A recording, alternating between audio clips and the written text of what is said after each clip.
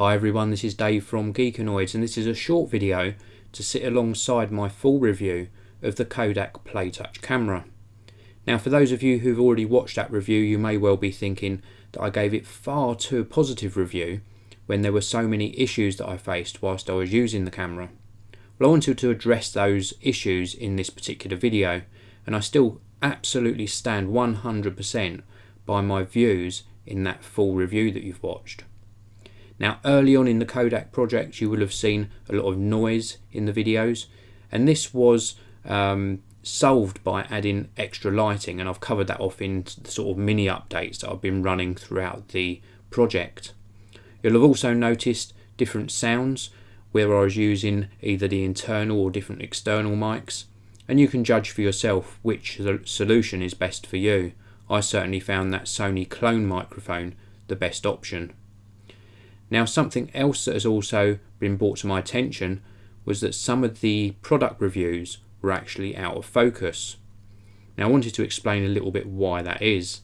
Now, the Kodak Playtouch has two modes that can be set on the lens of the camera.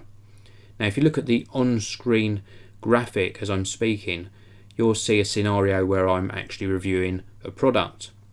And if I've got that Kodak Playtouch set up on a tripod, and the front of the lens is 15 centimeters or less to the product, then I should have had it in macro mode. Now, admittedly, in some of the videos I had it in standard mode, so they would have been slightly out of focus.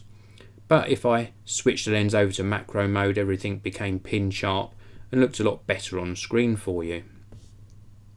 Now, if the product is 1 meter or further away from the front of the camera, then you would set the lens to standard mode. Now, this is fine if you've got it set on a high tripod indoors, or if you're using it to record outdoor footage. This standard mode would be absolutely superb, and you saw me use standard mode when I did the Kodak Playtouch project on my Q&A session where I did the multi-angle video. Now, the problem arises is if I've got the Kodak Playtouch set to a certain mode and then I move the product off the desk, so I pick it up to show you maybe a closer look at it. If I've got the wrong mode selected on that lens, then the product became out of focus, and this was some of the issues that I was facing whilst using this camera for product reviews.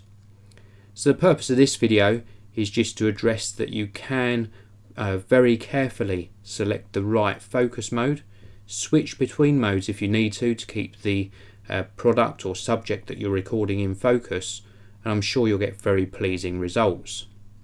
Now, as I said early on in this video, this does not affect my opinion of the Kodak Playtouch camera.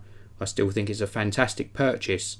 You just need to take some of these things into account when you're using it. Well, thanks very much for listening, and I'll see you all in the next video.